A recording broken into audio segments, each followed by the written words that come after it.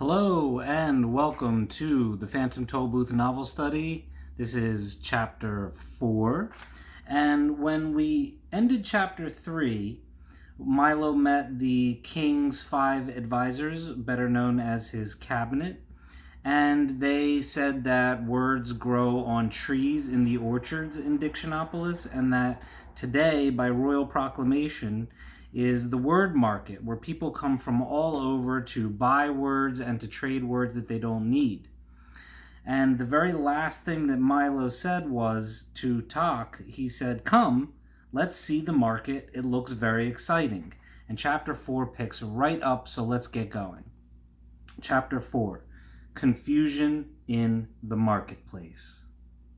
Indeed it was, for as they approached, Milo could see crowds of people pushing and shouting their way among the stalls, buying and selling, trading and bargaining. Huge wooden-wheeled carts streamed into the market square from the orchards, and long caravans bound for the 4 corners of the kingdom made ready to leave. You know, caravans, it's like horses or camels and wagons and stalls all moving in a big giant line, traveling from one place to another. Sacks and boxes were piled high, waiting to be delivered to the ships that sailed the sea of knowledge, and off to one side a group of minstrels sang songs to the delight of those either too young or too old to engage in trade. Yes, a minstrel is another name for somebody who sings songs. But above all the noise and tumult of the crowd could be heard the merchants' voices loudly advertising their products.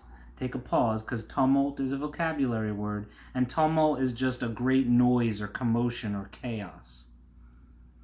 "Get your fresh-picked ifs, ands, and buts. Hey-ya, hey-ya, hey-ya, nice ripe wares and wens. Juicy, tempting words for sale." So many words, and so many people. They were from every place imaginable, and some places even beyond that, and they were all busy sorting, choosing, and stuffing things into cases. As soon as one was filled, another was begun. There seemed to be no end to the bustle and activity. Bustle is just another synonym for a lot of activity, a lot of busyness. Milo and Talk wandered up and down the aisles, looking at the wonderful assortment of words for sale. There were short ones and easy ones for everyday use, and long and very important ones for special occasions, and even some marvelously fancy ones packed in individual gift boxes for use in royal decrees and pronouncements. A decree and a pronouncement are just synonyms for proclamation. It's just another way of saying an official announcement. Step right up, fancy best quality words right here," announced one man in a booming voice. "Step right up. Ah, what can I do for you, little boy? How about a nice bag full of pronouns? Or maybe you'd like our special assortment of names?" Milo had never thought much about words before, but these looked so good that he longed to have some. "Look, Talk," he cried, "aren't they wonderful?" "They're fine, if you have something to say," replied Talk in a tired voice, for he was much more interested in finding a bone than in shopping for new words. "Maybe if I buy some, I can learn how to use them," said Milo eagerly, as he began to pick through the words in the stall. Finally, he chose 3 which looked particularly good to him: quagmire, flabbergasted, and upholstery. He had no idea what they meant, but they looked very grand and elegant. Well, let's find out what they mean. Quagmire is a situation that you're in that you can't get out. You know, like a major problem that you're stuck in. You're stuck in a quagmire. Flabbergasted or flabbergasted is to be surprised. And upholstery sounds weird, but it's just furniture, like couches and chairs and love seats. Anything with a soft, fluffy texture is upholstery. "How much are these?" he inquired, which means asked. And when the man whispered the answer, he quickly put them back on the shelf and started to walk on. That means that those words must have been very expensive and Milo couldn't afford them. "Why not take a few pounds of happies?" advised the salesman. "They're much more practical and very useful for happy birthday, happy new year, happy days, and happy-go-lucky." "I'd like to very much," began Milo, "but—" "Or perhaps you'd be interested in a package of goods, always handy for good morning, good afternoon, good evening, and goodbye," he suggested. Milo did want to buy something, but the only money he had was the coin he needed to get back through the toll booth, and Tock, of course, had nothing but the time. "No, thank you," replied Milo. "We're just looking." And they continued on through the market. As they turned down the last aisle of stalls, Milo noticed a wagon that seemed different from the rest. On its side was a small, neatly lettered sign that said, "Do it yourself." And inside were 26 bins filled with all the letters of the alphabet, from A to Z. "These are for people who like to make their own words," the man in charge informed him. "You can pick any assortment you like or buy a special box complete with all letters, punctuation marks, and a book of instructions. Here, taste an A. They're very good." Before we get to the A, I'd like to point out punctuation marks. That is going to be on your quiz. You're going to be asked what else they sell at the market besides letters and words, and you should remember this tiny little detail that they sell also punctuation marks. "Here, taste an A. They're very good." Milo nibbled carefully at the letter and discovered that it was quite sweet and delicious, just the way you'd expect an A to taste. Remember that. "I knew you'd like it," laughed the letterman, popping 2 G's and an R into his mouth and letting the juice drip down his chin. "A's are one of our most popular letters. All of them aren't that good," he confided in a low voice. "Take the Z, for instance. Very dry and sawdusty. And the X, why, it tastes like a trunk full of stale air. That's why people hardly ever use them. But most of the others are quite tasty. Try some more." He gave Milo an I, which was icy and refreshing, and Tock a crisp, crunchy C. Remember those. "Most people are just too lazy to make their own words," he continued, "but it's much more fun." "Is it difficult?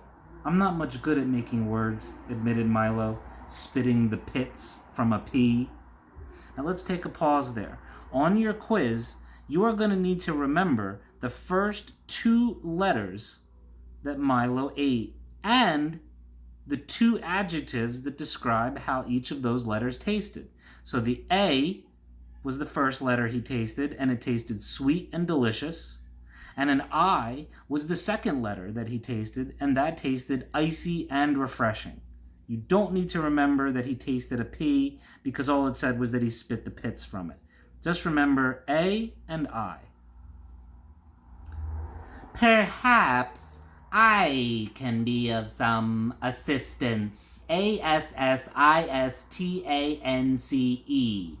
buzzed an unfamiliar voice. And when Milo looked up, he saw an enormous bee, at least twice his size, sitting on top of the wagon. "I am the spelling bee," announced the spelling bee. "Don't be alarmed. ALARMED. Now let's look at his name, the spelling bee. Well, you know that a spelling bee is where people get up and they spell words in a competition and try and win, and this is a literal bee who spells. Tock ducked under the wagon, and Milo who was not overly fond of normal-sized bees, began to back away slowly. "I can spell anything, Anything, he boasted, which means bragged, testing his wings. Try me! Can you spell goodbye? Suggested Milo as he continued to back away. The bee gently lifted himself into the air and circled lazily over Milo's head. Perhaps, Perhaps, you are under the misapprehension, Missapprehension, that I am dangerous, he said, turning a smart loop to the left. Misapprehension means misunderstanding. Let me assure, Assure, you that my intentions are peaceful, Peaceful, and assure is let me assure you, let me make sure that you know, let me make sure that you know the truth, let me assure you. That's one of your vocabulary words. And with that, he settled back on top of the wagon and fanned himself with one wing. Now, he panted, think of the most difficult word you can, and I'll spell it. Hurry up, and he jumped up and down impatiently. He looks friendly enough, thought Milo, not sure just how friendly a friendly bumblebee should be, and tried to think of a very difficult word. Spell vegetable, he suggested, for it was one that always troubled him at school. That is a difficult one, said the bee, winking at the letter man. Let me see now. He frowned and wiped his brow and paced slowly back and forth on top of the wagon. How much time do I have? Just 10 seconds, cried Milo excitedly. Count them off, Tock. Oh dear, the bee repeated, continuing to pace nervously. Then, just as the time ran out, he spelled as fast as he could, Vegetable. Correct, shouted the letterman, and everyone cheered. Can you spell everything? Asked Milo admiringly. Just about, replied the bee with a hint of pride in his voice. You see, years ago, I was just an ordinary bee, minding my own business, smelling flowers all day, and occasionally picking up part-time work in people's bonnets. Now, that may not make sense, but it's a joke about an idiom. When you say a person has a bee in their bonnet, a bonnet is like a wrap that women used to wear or maybe still wear. And so you can imagine if you got a bee inside your bonnet, you would start freaking out. Oh my God, there's a bee in my bonnet. And so that became an idiom. When you see somebody overreacting or freaking out or getting hysterical, you can say they have a bee in their bonnet. And so the spelling bee is making that a joke, saying that he literally used to have part-time work in people's bonnets. Then, one day, I realized that I'd never amount to anything without an education, and being naturally adept, that means skilled, at spelling, I decided that balderdash, shouted a booming voice. Balderdash means nonsense. It's one of your vocabulary words. And from around the wagon stepped a large beetle-like insect dressed in a lavish coat. Lavish would be expensive, fancy. Striped pants, checked vest, spats, and a derby hat. Let me repeat, balderdash, he shouted again, swinging his cane and clicking his heels in midair. Come now, don't be ill-mannered. Isn't someone going to introduce me to the little boy? This, said the bee with complete disdain, is the Humbug, a very dislikable fellow.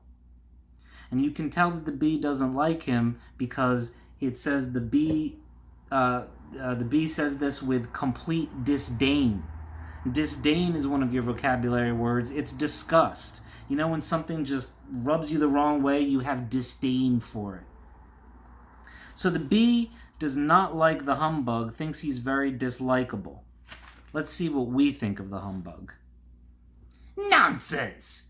Everyone loves a humbug, shouted the humbug, as I was saying to the king just the other day. You've never met the king, accused the bee angrily.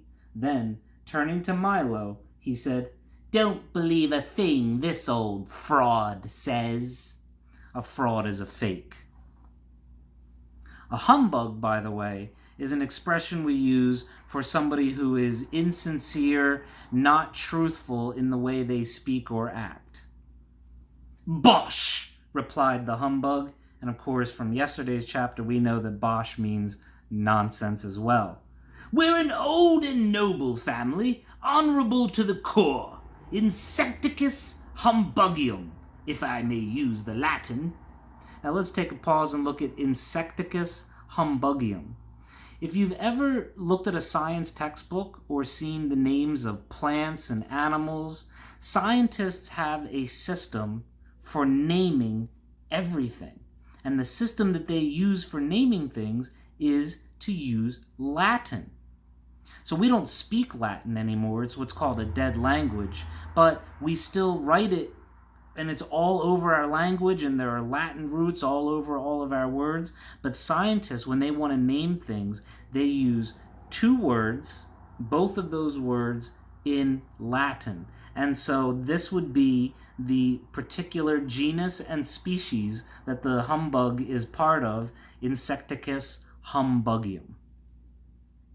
Why, we fought in the Crusades with Richard the Lionheart, crossed the Atlantic with Columbus, blazed trails with the pioneers, and today many members of the family hold prominent, which means important, government positions throughout the world.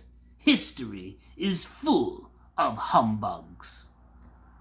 A very pretty speech, S-P-E-E-C-H, sneered the bee.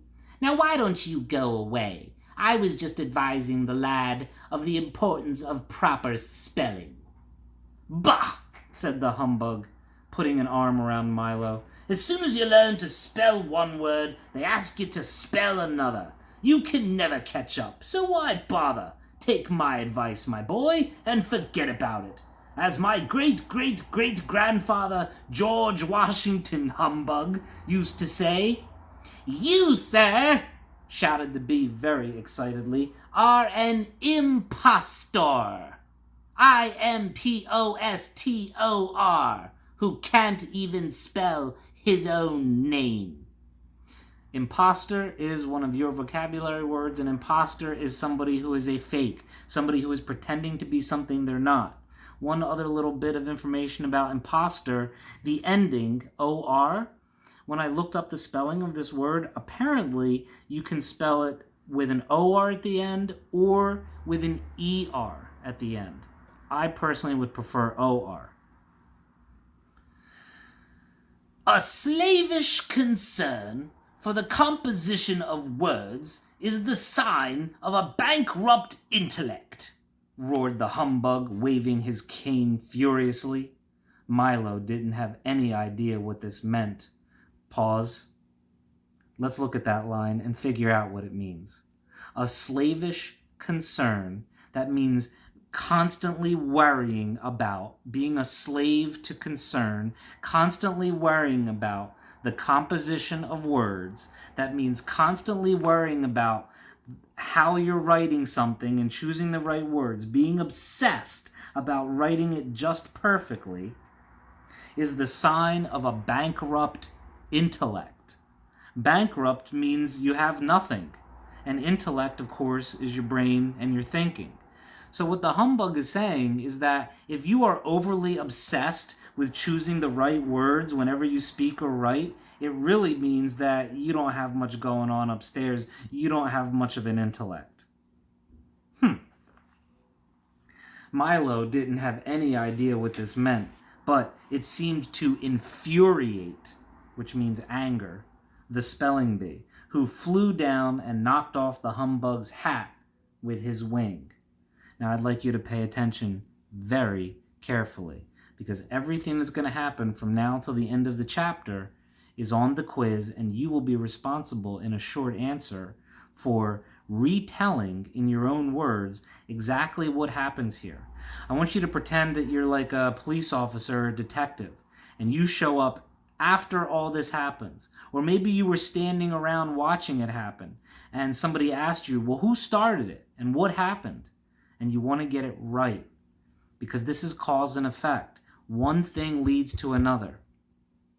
And who started it?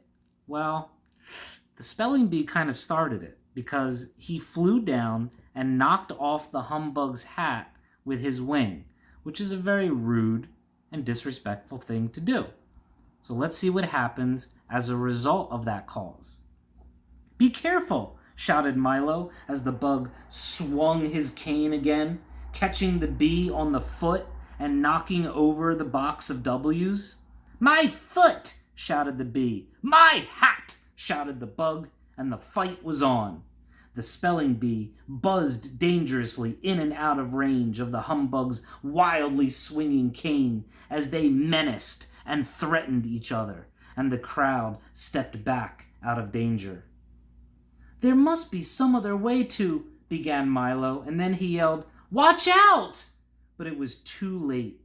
Vocabulary word. There was a tremendous crash as the humbug, in his great fury, which means anger, tripped into one of the stalls, knocking it into another, then another, then another, then another, until every stall in the marketplace had been upset, and the words lay scrambled in great confusion all over the square.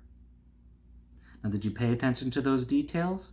Because after, let's see, first the spelling bee knocks off the humbug's hat, and then the humbug swings his cane, catches the cane on the foot of the spelling bee, and knocks over a box of W's. And then they start basically fighting each other, the bee flying around and the bug swinging his cane, until the bug is not paying attention and he trips, knocks into the stall, and you know what dominoes look like when they hit each other and fall next to each other. That's exactly what happened to all the stalls.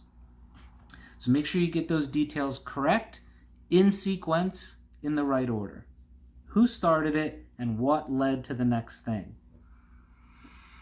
The bee, who had tangled himself in some bunting, toppled to the ground, knocking Milo over on top of him, and lay there shouting, "Help! Help! There's a little boy on me!" The bug sprawled untidily, which basically means laid out in a mess, on a mound of squashed letters, and Tok, his alarm ringing persistently, was buried under a pile of words. Let's look at that word persistently. It's one of your vocabulary words. Persistently means doing it over and over again, right? You're persistent. If you're practicing to learn something, then you're going to keep doing it until you learn it right. You are very persistent. If you want something from your mom or your dad and you got to nag them and they say no the first time, you're probably going to be very persistent asking them and nagging them until they say yes. So after all the stalls fell, the bee got tangled in some bunting, those drapes that hang over the stalls, and he fell onto the ground, and then Milo got knocked on top of the bee, and the humbug got buried under a bunch of words, and Tok's alarm was ringing furiously.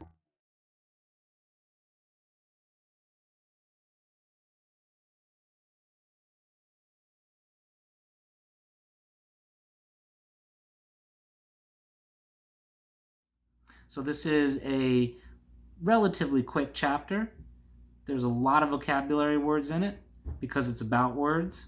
I hope you study because you have a vocabulary quiz immediately after watching this, and I would like you to study chapters 1 through 4, all of the notes that you took from all of these videos, because you have a chapter 4 quiz tomorrow on Friday, and I will create a little video that goes over what to do for that quiz. Thank you for listening. I'll see you next week for Chapter 5.